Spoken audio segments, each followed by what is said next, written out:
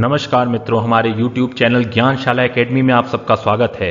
आज हम लोग इस वीडियो में एक अत्यंत महत्वपूर्ण टॉपिक मालाबार नेवल एक्सरसाइज के बारे में बात करेंगे। उससे पहले हम एक क्वेश्चन ले लेते हैं और इस क्वेश्चन का जो आंसर होगा इस वीडियो के मध्य में आपको कहीं मिलेगा। वो ये है कि विशाखापट्टनम जो पोर्ट है वो किस कोस्ट में पाया जाता है। पहला ऑप्शन है मालाबार कोस्ट, दूसरा है कोंकण कोस्ट, तीसरा उत्कल कोस्ट और चौथा है कोरोमंडल कोस्ट। अब हम फिर से अपने टॉपिक पर आते हैं। पहले हम यह देखते हैं कि आखिर ये खबर चर्चा में क्यों रही। वो ये कि जो 3 से 6 नवंबर के बीच में जो होने वाला था मालाबार जो नेवल एक्सरसाइज है वो उसकी शुरुआत हो चुकी है और इसमें इस बार सारे क्वाड मेंबर यानी क्वाड के जो सारे मेंबर हैं, चारों मेंबर भारत, अमेरिका, जापान और ऑस्ट्रेलिया चारों ही इस बार एक्सरसाइज में शामिल हो रहे हैं। तो 3 से 6 नवंबर तक ये जो पहला फेज चलेगा उसका महत्व इसलिए भी बढ़ जाता है क्योंकि जो भारत और चाइना के बीच में जो टेंशन है उसे देखते हुए इस बार जो एक्सरसाइज हो रही है उसका महत्व बढ़ जाता है। साथ ही ऑस्ट्रेलिया जैसे एक नए पार्टिसिपेंट का शामिल होने की वजह से भी इस एक्सरसाइज का महत्व इस बार काफी बढ़ा हुआ है। अब थोड़ा हम इस बार होने वाली एक्सरसाइज के बारे में जान लेते हैं। वो जो इस बार एक्सरसाइज हो रही है वो non contact at C only होगी। कोविड-19 को देखते हुए ऐसा हो रहा है कि यहाँ पे नॉन कॉन्टैक्ट यानी कि जो अधिकारी होंगे या जो सैनिक होंगे वो एक दूसरे के कॉन्टैक्ट में आए बिना इस एक्सरसाइज को करेंगे, यानी कि सी के अंदर ही रहते हुए इस एक्सरसाइज को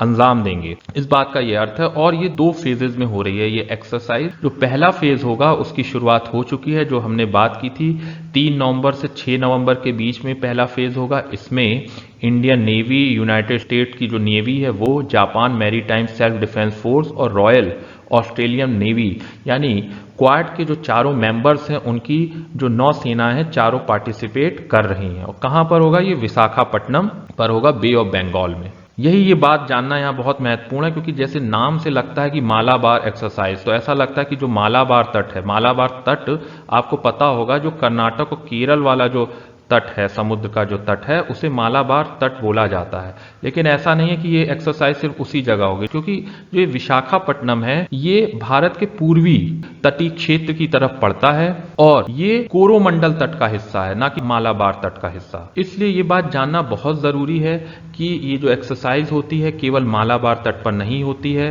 भारत के पूर्वी तट पर भी होती है। और इतना ही नहीं, ये भारत से बाहर भी होती है क्योंकि जो पिछली बार जो 2019 में जो एक्सरसाइज हुई थी वो जापान के तट पे हुई थी, जबकि जो 2018 की जो एक्सरसाइज थी वो गुआम, ये जो फिलीपीन सी में जो गुआम पड़ता है वहां पर ये हुई थी, गुआम के तट पे। अब आप कमेंट में ये बताएंगे कि आखिर ये गुआम हिंद महासागर के अंतर्गत आता है कि प्रशांत महासागर के अंतर्गत। तो ये बात आप समझ गए कि इसकी जरूरत नहीं है कि सिर्फ मालाबार तट पे हो। दूसरी बात कि जो इसका हमने बात की कि फर्स्ट फेज नवंबर 3 से 6 के बीच में होगा, जबकि अगर हम सेकेंड फेज की बात करें तो ये इसी नवंबर के बीच में कहीं होगा। और कहां होगा? ये अरेबियन सी में होगा, यानी कि जो पश्चिमी तटीय क्षेत्र है उस तरफ होगा। ये देख रहे हैं ना, यहाँ पे ये बे ऑफ बंगाल है। ये जो पहली एक्सरसाइज होगी यहाँ विशाखापट्टनम है, यहाँ पर ये होगा। और ये जो दूसरी, ये जो सेकेंड फेज होगा वो अरेबियन सी में, यहाँ पर ये एक्सरसाइज होगी। यानी कि ये लगभग पूरे हिंद महासागर को ये सम्मिलित कर लेगी ये जो एक्सरसाइज है। हमने अभी तक बात कर लिया कि इस बार की मालाबार नेवल एक्सरसाइज में क्या महत्वपूर्ण बातें हैं, लेकिन अब हम ये देख लेते हैं कि मालाबार एक्सरसाइज अपने आप में क्या है। तो ये क्या है? ये मल्टीलैटरल नेवल एक्सरसाइज है जो इंक्लूड क्या करता है? एक एक्सरसाइज किस चीज से संबंधित है? एक वॉर गेम से संबंधित और कॉम्बैट मैन्योर, यानी कि ये रियल टाइम वॉर होती है उसका सिमुलेशन पैदा करके जो पार्टिसिपेंट्स हैं उनके मध्य जो कॉम्बिनेशन या कोऑर्डिनेशन दिखाने या कोऑर्डिनेशन स्थापित करने के लिए ये खेला जाता है, यानी कि ये एक्सरसाइज की जाती है। कहने का तात्पर्य ये है कि वॉर की स्थिति से पहले उसकी पूर्व तैयारी में की गई एक्सरसाइज है। इसलिए ये एक्सरसाइज बहुत महत्वपूर्ण हो जाती है क्योंकि जो भारत है वो प्रायः वॉर गेम से संबंधित एक्सरसाइज नहीं करता है। क्योंकि अगर आप भारत नेवी की साइट पर जाएंगे तो आप वहां पे पता चलेगा कि नेवी के 4 प्रमुख कार्य होते हैं, 4 उसके एम हैं या 4 उसके रोल होते हैं। पहला मिलिट्री रोल, दूसरा डिप्लोमेटिक रोल, तीसरा कॉन्स्टेबुलर रोल और चौथा होता है बेनाइन रोल। मिलिट्री रोल का मतलब ये होता है कि जहां सेनाओं के मध्य यानी युद्ध में जो नेवी की भूमिका है। दूसरा डिप्लोमेटिक रोल का मतलब होता है जहां देशों से संबंध को जो सुधारने या प्रगाढ़ करने में जो नेवी की भूमिका है।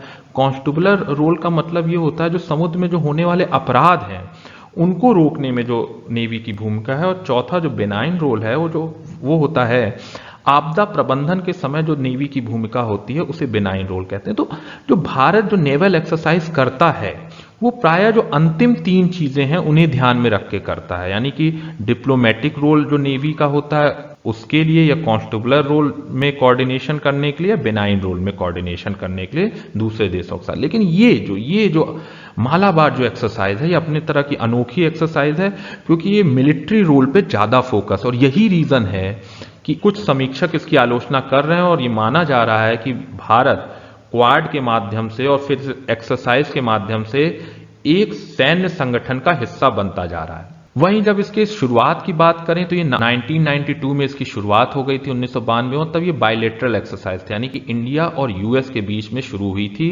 और जिसमें जापान ने 2015 में अपने पार्टिसिपेशन की शुरुआत की थी। अब ये देख लेते हैं कि इस बार क्या डिफरेंट है। बाकी साल भी एक्सरसाइज हो रही है, ये लगभग 24th एडिशन है मालाबार एक्सरसाइज का, लेकिन इस बार ये बड़ा इसका महत्व बढ़ जाता है, क्योंकि एक तो हम बात कर ही आए कि चाइना के साथ जो भारत का पिछले 6 महीने से स्टैंड ऑफ है उसे देखते हुए बहुत महत्वपूर्ण। दूसरी बात है कि ऑस्ट्रेलिया जैसा एक महत्वपूर्ण देश इस एक्सरसाइज में दूसरी बार शामिल हो रहा है, क्योंकि पहले भी 2007 में शामिल हो चुका था, लेकिन उस समय जो तात्कालिक यूपीए गवर्नमेंट थी उसमें जो लेफ्ट जो एलाइज थे उन्होंने बड़ा विरोध किया इस बात का, क्योंकि उनको लग रहा था कि भारत एक्सरसाइज के माध्यम से, और उसी समय अमेरिका के साथ न्यूक्लियर डील भी हुई थी, तो उन्हें ये लग रहा था कि भारत अमेरिका के पक्ष में बहुत जाता जा रहा है और चाइना के विरोध में एक मिलिट्री अलायंस बना रहा है।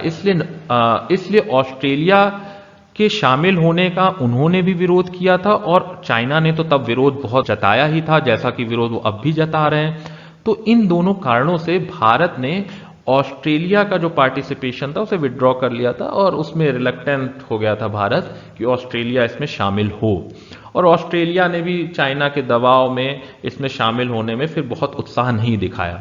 लेकिन अब ये दोबारा शामिल हुआ है, क्योंकि 2017 से ही लगातार ऑस्ट्रेलिया इस एक्सरसाइज में शामिल होने के लिए प्रार्थनाएं भेज रहा था, और इस बार इसे एक्सेप्ट कर ली गई है। हालांकि 2014 से ही भारत और ऑस्ट्रेलिया ऑस इंडेक्स नाम एक बायलैटरल एक्सरसाइज कर रहे हैं, लेकिन इस मालाबार एक्सरसाइज में जहां पर जापान और अमेरिका की भी नेवी होगी वहां पर शामिल होने का, और इस तरह की जो मल्टीलैटरल एक्सरसाइज है इसका महत्व अलग ही है। इसको बायलैटरल, वो जो भारत और ऑस्ट्रेलिया के बीच में जो बायलैटरल ऑस इंडेक्स हो रहा है उससे इसका कंपैरिजन नहीं किया जा सकता है। वहीं जहां दूसरी बार ऑस्ट्रेलिया शामिल हो रहा, वहीं ये भी हम कह सकते हैं कि इस डेकेड में पहली बार क्वाड के चारों मेंबर एक साथ शामिल हो रहे हैं। ये भी बहुत महत्वपूर्ण स्थिति बनता है, क्योंकि जो अभी अक्टूबर में क्वाड की जो मीटिंग हुई, प्लस अभी भारत और जापान के बीच में भी नेवल एक्सरसाइज हुई, और अब ये जाकर जो मालाबार एक्सरसाइज हो रही है जिसमें चारों क्वाड कंट्रीज शामिल हो रही है, वो ये बता रहा है कि जो इंडो पैसिफिक में जो चाइना को घेरने की भारत की पूरी तैयारी है। जो पार्टिसिपेशन है जो ऑस्ट्रेलिया का है, हमने बात कर ही आए हैं कि जो पार्टिसिपेशन है ऑस्ट्रेलिया का, ये बहुत इसकी इंपॉर्टेंस एक मैसेज के रूप में है ही, जो पिछले 6 महीने से ईस्टर्न लद्दाख में हम देख रहे हैं, जो एक भारत और चाइना के बीच में जो स्टैंड ऑफ की कंडीशन है, और ये जो सारा जो क्षेत्र है इंडो पैसिफिक रीजन का है, यहां पर चाइना के खिलाफ, या चाइना के खिलाफ ना भी कहें तो चाइना से सुरक्षा या चाइना की जो आक्रामक नीति है उससे बचाव के लिए जो भारत की तैयारियां हैं वो उसे काफी परिपक्व स्थिति में पहुंचा रहा है। क्योंकि आप जानते ही हैं कि जहां तक साउथ चाइना सी की बात है वहां पे चाइना अपना हमेशा दावा करता रहता है, वहां के आइलैंड या वहां के ऐसे क्षेत्रों पे जहां पर दूसरे क्षेत्रों का अधिकार है। वहीं हिंद महासागर उसके लिए इसलिए महत्वपूर्ण हो जाता है चाइना के लिए कि यहाँ पे जो मलक्का स्ट्रेट है वहां से उसका अधिकतर पेट्रोल जो आता है बाहरी देशों से जो इंपोर्ट होता है वो ज्यादातर इस हिस्से से ही आता है। साथ ही चाइना स्ट्रिंग ऑफ पर्ल्स के माध्यम से भारत को हिंद महासागर में घेरने का भी प्रयास कर रहा है। तो ऐसे में ये एक्सरसाइज चाइना को एक कड़ा संदेश देती है। जहां हम इन देशों के साथ भारत के अन्य नेवल एक्सरसाइज की अगर हम बात करें तो देखते हैं कि इन देशों के बीच में पासेक्स नाम की एक्सरसाइज होती है, इसे पासेज एक्सरसाइज बोलते हैं, जहां पे भारत, जापान, ऑस्ट्रेलिया और यूएस के साथ बारी बारी से पार्टिसिपेट करता है। वहीं हमने ये बात भी की ऑस्ट्रेलिया के साथ 2014 से ही ऑस इंडेक्स नाम की एक नेवल एक्सरसाइज शुरुआत हो चुकी है।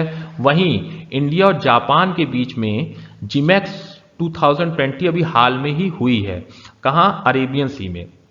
तो इस तरह से भारत इन सभी देशों के साथ बायलेटरल नेवल एक्सरसाइज में भी इन्वॉल्व है। और जहां तक भारत का अन्य देशों के साथ अन्य एक्सरसाइज या नेवल एक्सरसाइज की हम बात करें, तो ये एक लिस्ट है जो पीआईबी पर पड़ी है, उसे देख लेते हैं, जो हाल ही में हुई है और महत्वपूर्ण एक्सरसाइज है। ये कभी कभार आप लोगों के एग्जाम में पूछ लेता है, इसलिए इस लिस्ट को जान लीजिए। ऑस्ट्रेलिया के साथ ऑस इंडेक्स जिसकी हमने बात की, बांग्लादेश के साथ इंडिया बांग्लादेश कॉर्पेट, फ्रांस के साथ वरुणा, इंडोनेशिया के साथ इंडिया इंडोनेशिया कॉर्पेट या इंडिया इंडोनेशिया बायलैटरल, इसे बिलेट बोलते हैं। म्यांमार के साथ IMCOR और इंडिया म्यांमार बायलेट, ओमान के साथ नसीम अल बहर, रशिया के साथ इंदिरा नेवी, श्रीलंका के साथ स्लाइनेक्स, सिंगापुर के साथ सिम्बैक्स और यूएसए की हमने बात की ही मालाबार और रिम्पैक, जो मल्टीलेटरल है जिसमें बहुत से देश शामिल होते हैं। और एक जो अन्य महत्वपूर्ण एक्सरसाइज है वो मिलान एक्सरसाइज है, जो इसी साल मार्च महीने में होने वाली थी, लेकिन कोविड की वजह से इसे टाल दिया गया, जिसमें बहुत से बे ऑफ बंगाल के आसपास के जो रीजन में हैं वो बहुत से देश इसमें शामिल होने थे, लेकिन ये एक्सरसाइज इस बार टाल दी गई थी। इसी के साथ इस टॉपिक को हम एंड करते हैं और आशा करते हैं इस टॉपिक के संबंध में आपकी समझ बेहतर हुई होगी। जाते जाते हम एक कोट को देख लेते हैं और जरा इसे समझ लेते हैं। इसमें अल्बर्ट आइंस्टीन बोल रहे हैं कि once we accept our limits we go beyond them. अगर हम एक बार अपनी लिमिट को समझ लेते हैं या उसे एक्सेप्ट कर लेते हैं तो हम उसके बाहर चले जाते हैं, क्योंकि जब तक हम एक्सेप्ट नहीं करते हैं अपनी कमजोरियों को, तब तक हम उस पर काम करना नहीं शुरू कर पाते हैं और ना ही उनसे हम बाहर जाने के लिए सोच पाते हैं। इसी के साथ आशा करता हूं कि इस वीडियो के माध्यम से आपकी समझ बेहतर हुई होगी। अगले वीडियो में हम एक नए टॉपिक के साथ, एक नए विषय के साथ फिर हाजिर होंगे। तब तक के लिए नमस्कार, जय हिंद।